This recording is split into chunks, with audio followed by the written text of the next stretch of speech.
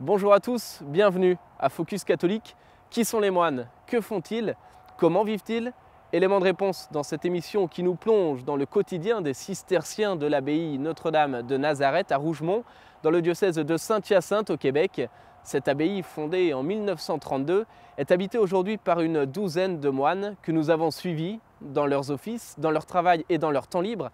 C'est une immersion au cœur de la vie cistercienne en exclusivité pour Ciel et Lumière.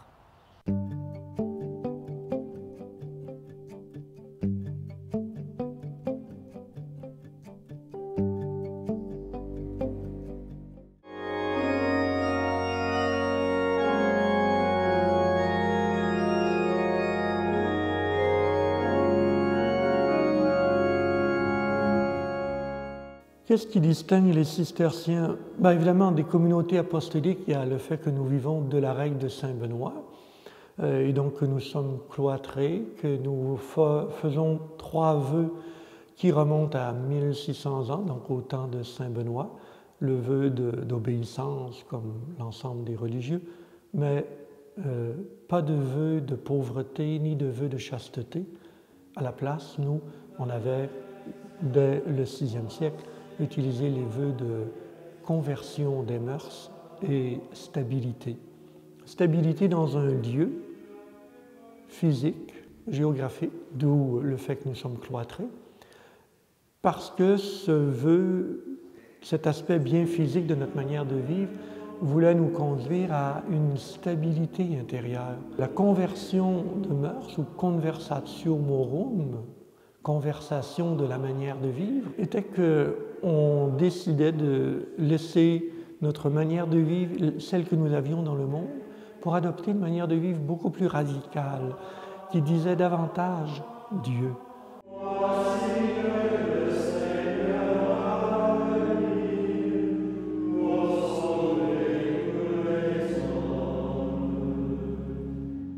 J'ai eu ma conversion au début, j'étais un peu perdu dans la vie, je faisais de la drogue, je faisais beaucoup la fête, j'aimais beaucoup faire la fête. Puis quand j'ai découvert Dieu,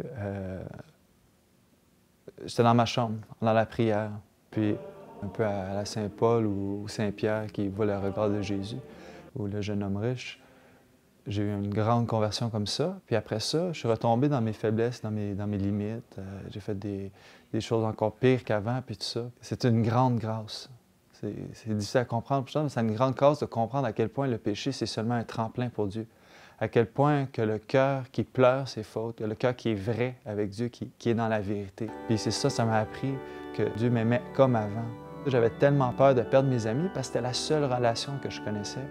Puis là, Dieu, tout d'un coup, il vient dans ma vie et il dit, gars, il y a une autre relation. Une relation qui est vraie, qui existe. Une relation qu'on aime, un amour qui existe, qui est encore plus grand que ça. Puis là, je suis allé au monastère, mes amis n'ont pas compris beaucoup. Puis j'ai été accueilli comme l'enfant prodigue. On avait le sentiment qu'on était en famille. Puis c'est ça un des sentiments que j'ai eu. J'ai juste continué, j'ai resté. Puis à un moment donné, je sais que c'est pour la vie, là. C'est juste une paix intérieure, mais c'est pas vraiment... Souvent, on a l'impression que la vocation, c'est un gros flash, puis il y a quelque chose, mais c'est vraiment dans le quotidien.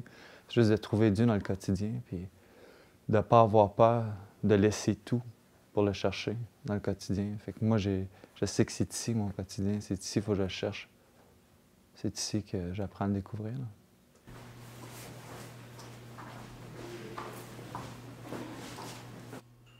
Au début, je ne pensais pas devenir un religieux ou quoi d'autre, mais tout à coup, je me sens que je veux donner à Dieu. Et j'ai un prêtre qui est parenté avec ma famille, donc qui m'a ramené au monastère. Et tout à coup, je trouve la paix et je trouve que c'est vraiment ma place. Quand j'entre dans la vie monastique, je dis que j'ai déjà tout donné. Donc, je n'attends de rien. Je ne veux plus devenir quelqu'un ou un prieur, un supérieur ou un abbé, par exemple. Mais je veux vivre dans la paix, la joie pour ma vie. C'est tout. Mais si Dieu veut que je devienne prêtre pour la communauté, pour les autres, par exemple, donc à ce moment-là, je dis oui. La plupart de mes frères et de mes amis ont beaucoup de difficultés à comprendre. Ils disent « Pourquoi tu ne deviens pas prêtre? » ou « Pourquoi tu... Au moins tu serais proche, au moins tu pourrais rester proche de nous. » Mais c'est vraiment un grand mystère, mais c'est à comprendre là, que c'est Dieu qui travaille. Christus viendra, les fera infattable, il les servira. Gloire au Père et au Fils et au Saint-Esprit. Pour les siècles des siècles. Amen. J'aime beaucoup mes amis, donc c'est très difficile de quitter les amis pour entrer dans notre vie qu'ils ne comprennent rien. Ils posent des questions, est-ce que tu es fou de venir en moine comme ça? Mais reste avec nous, c'est fun, c'est très plaisant. Mais je dis, chacun sa vocation.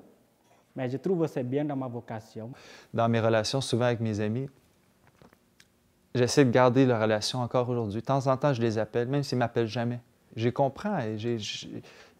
Ils ont un peu peur, c'est difficile, ils ne comprennent pas, ils pensent que la religion, c'est un genre de brainwash. C'est juste important de montrer qu'il y a un père, il y a quelqu'un qui les oubliera jamais, peu importe ce qu'ils sont rendus dans la vie. Merci.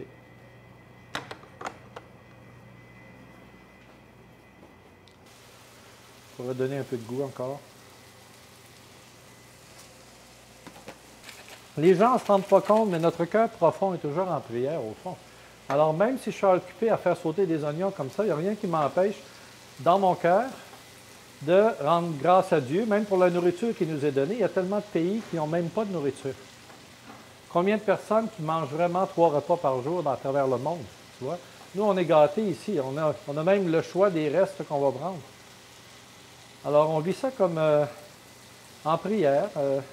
La vie du moine se veut une prière constante, prière continuelle. Bien sûr que si je suis occupé et que je suis en train de brûler les oignons, je ne peux pas dire que je suis en train de chanter la louange de Dieu. Là.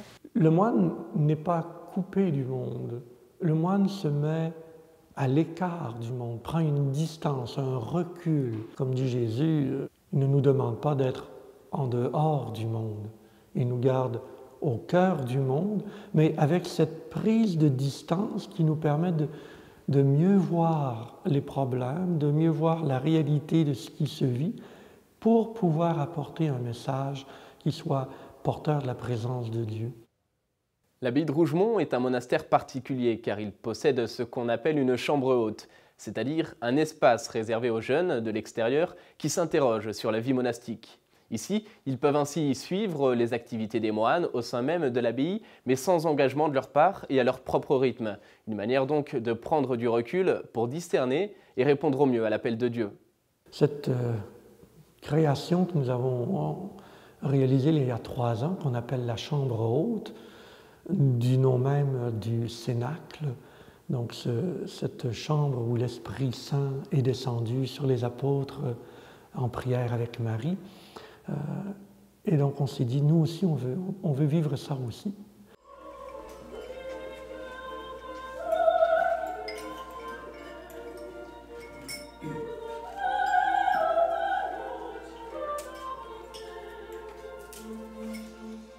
C'est justement pour les personnes comme moi, les jeunes âgés entre 25 et 45 ans, qui ont un désir d'approfondir leur vie spirituelle. Il y a des séjours prolongés. On est ici, mais on peut sortir quand on veut. On est libre de participer aux offices ou de ne pas participer. C'est sûr que tranquillement, plus ça avance, plus qu'ils te demandent, sans t'obliger, à participer un peu plus d'offices, puis de t'impliquer un peu plus dans la communauté. Fait que tranquillement, tu vois si tu aimes plus ça ou pas. On y va à notre rythme. Puis c'est pas aussi cloîtré comme les moines. Comme vous voyez, on a aussi accès à Internet. On fait le travail avec les moines, des travaux ménagers. Si le temps des vergers, on les aide à faire le temps des vergers. Puis il y a aussi des temps libres où on peut passer notre temps à lire, puis à réfléchir si c'est une vie, c'est quelque chose qu'on intéresse vraiment. C'est très peu répandu. Je crois qu'on est un des seuls endroits actuellement qui offre cette formule-là aussi libre, où l'on dit la priorité n'est pas la vie monastique, ce qui devrait normalement être. La priorité, c'est l'expérience de Dieu, l'expérience de l'Esprit Saint à l'intérieur d'un cadre monastique. actuellement, la Chambre haute, la priorité, c'est d'apprendre à entendre l'appel de Dieu, d'apprendre à entendre l'Esprit Saint qui crie « Viens, viens vers le Père » et d'y répondre spontanément. C'est sûr qu'ici, dans un monastère, c'est souvent en silence, mais on ne parle pas souvent.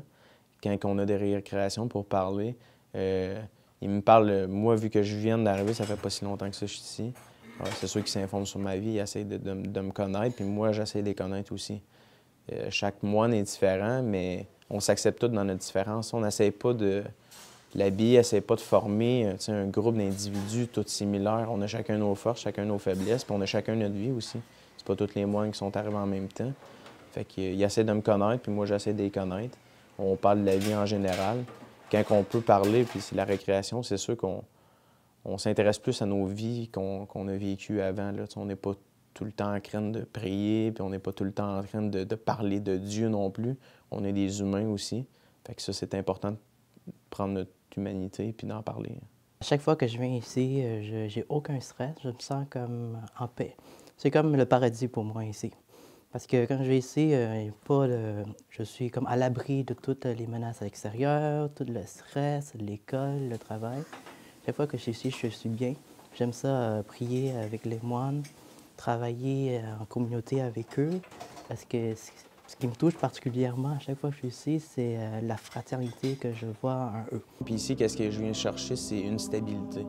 Vraiment d'être reposé, puis de ne pas vivre dans la société, courir d'un bord, du côté. Ici, c'est vraiment, on vit chaque seconde. On est vraiment comme isolé. Fait que c'est plus facile pour moi d'essayer de trouver Dieu, puis de l'écouter pour savoir qu'est-ce qu'il attend vraiment de moi. Là.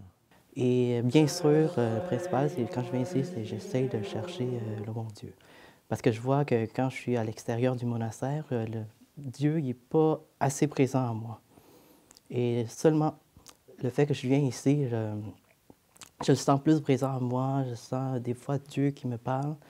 Et quand je retourne chez moi, je me sens comme toute une joie, Dieu dans ma tête, dans toutes les activités que je fais. Je pense à Dieu. Est-ce que je devrais faire ça? Est-ce que je ne devrais pas? Habituellement, comment j'agis avec mes parents? Je n'agis pas toujours de la bonne façon, mais une fois que je retourne au monastère, on dirait que je deviens comme différent un peu.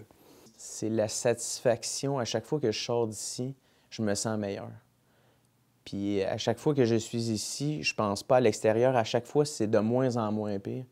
Puis je vais tellement chercher une spiritualité, des sentiments que j'avais jamais vécu avant en venant ici, que je me dis, je me trouve un peu, je dirais, masochiste de venir tout le temps ici. Mes amis n'arrêtent pas de me le dire tout le temps, c'était donc bien spécial.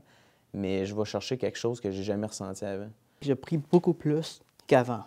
J'essaie de parler un peu plus au bon Dieu, alors qu'avant, c'est très rare que je prie. Je fais juste une prière comme une machine. Je prie avec les autres, mais c'était comme une machine. Je ne parle pas vraiment au bon Dieu et je n'essaie pas de l'écouter vraiment.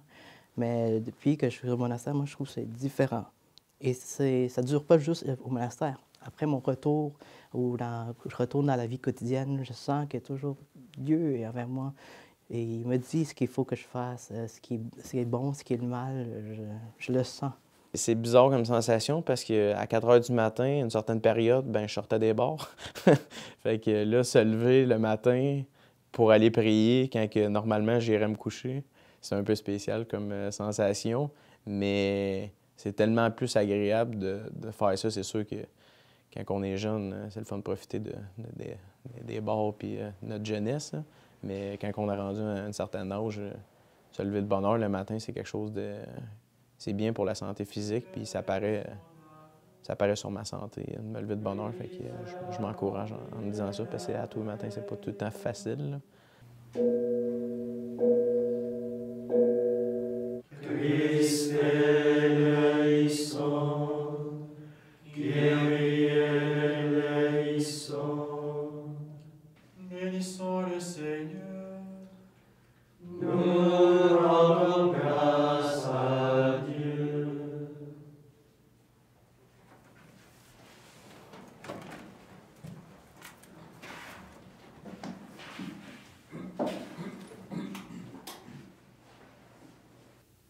si moi, je vis pleinement mon amour pour Dieu, si moi, j'ouvre pleinement mon cœur à l'amour de Dieu pour moi et mes frères, eh bien, je crois que j'ai là le meilleur moyen de rejoindre le cœur de jeunes qui, en passant chez nous, vont dire « Ah ben, moi aussi, je vais être heureux et je voudrais être heureux comme lui. » On a notre doyen, 94 ans, Père Thomas, qui est un bel exemple de cette attraction-là.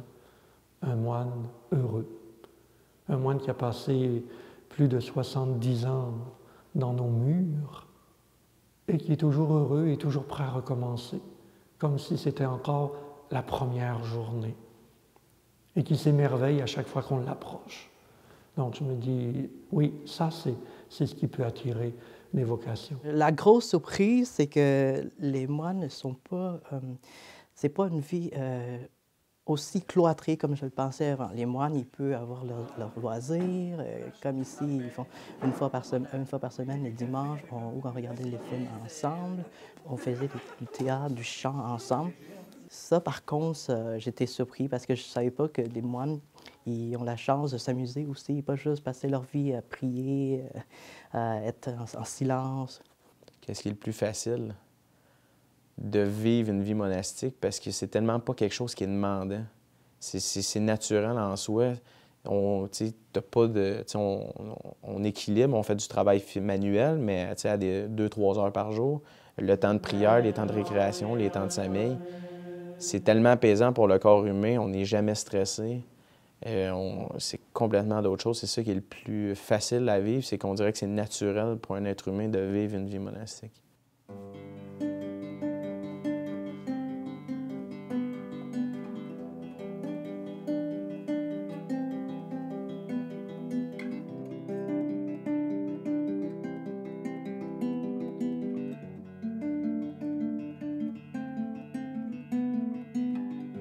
Hello, my deepest love.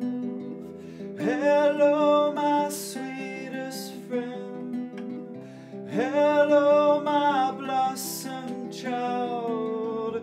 Hear what my soul is crying. I see you lost your way.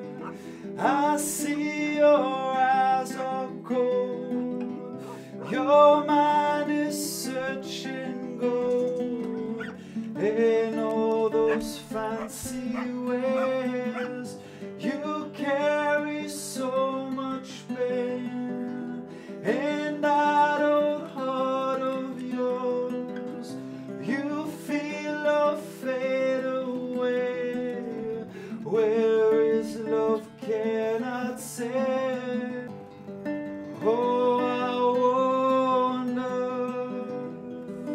if one day, my dear Lord will save me. Yes, I wonder if one day, my dear Lord will save me. You just came shining by like all those shooting stars hid in the depths of time. J'aime beaucoup faire des pièces à caractère religieux. On retrouve une certaine douceur de l'être et puis ça se fait avec beaucoup de patience, un peu comme dans la vie monastique, l'œuvre de Dieu qui se fait en nous. Ça se fait avec beaucoup de patience et on résiste, comme la pierre. J'aime bien une pierre qui résiste. Et Dieu fait des lignes intéressantes dans nos pierres pour rendre beau ce qui est brut. Pour Saint-Benoît, j'ai prié un petit peu ce que je voulais faire avant, quand j'ai commencé à dégrossir la pierre. Puis, je veux faire un Saint-Benoît qui est à la fois statique et à la fois en mouvement. Alors, quand on va le voir de dos, on va avoir l'impression qu'il est en marche. La règle nous invite à être en marche et à avancer. Hein? On s'en va vers Dieu. Puis en même temps, quand on va le regarder de front, avec le bas-relief que je veux faire pour le corps, je vais le faire très statique. Les pieds ne seront pas en marche. Alors, dans une même sculpture, on peut créer des effets comme ceux-là. Sous certains angles, quand la sculpture, on va la tourner, on va avoir différents angles et différentes impressions qui vont nous être données. Une des choses que je trouve très importante, c'est de ne pas avoir peur. De ne pas avoir peur de tout laisser tomber. La vie chrétienne, c'est pas juste la messe, c'est pas juste les sacrements. On s'arrête toujours, comme Jésus dit, à la loi, à seulement les sacrements. C'est beaucoup plus grand que ça. C'est pas juste la messe, c'est toute la vie qui doit être transformée. Le moine, c'est comme un soutien qui prie pour les autres, un témoignage de fidélité dans la vie et la joie dans sa vocation. Moins on sert à quelque chose, plus on sert notre vocation, plus on réalise la vocation que Dieu nous a donnée. Un moine, ça ne sert à rien. Un moine, c'est le prophète qui rappelle constamment à l'Église la primauté de la gratuité de l'amour. Aimer, ça ne sert à rien. Mais en même temps, ça sert tout. C'est l'essentiel. La vie monastique, c'est la fleur dans le jardin. Une fleur, ça ne sert à rien. Mais un jardin sans fleurs, ce n'est plus un jardin. Je pense que toute personne devrait vivre une expérience spirituelle dans un monastère. Même si on n'a pas de projet de vie religieuse, je pense que pour faire le bilan dans notre vie, puis avancer tranquillement, puis savoir qu'est-ce que Dieu a à travers de moi, je pense que c'est une nécessité, même je dirais une obligation d'aller dans une abbaye pour faire un séjour, 1 semaine, 2 semaines, pour parler puis de vivre cette expérience spirituelle-là, pour essayer de grandir là-dedans. Moi, je m'étonne toujours de voir qu'il y a si peu de jeunes intéressés à vivre heureux, à vivre libre. Et je me dis, comment se fait que nos monastères ne sont pas remplis?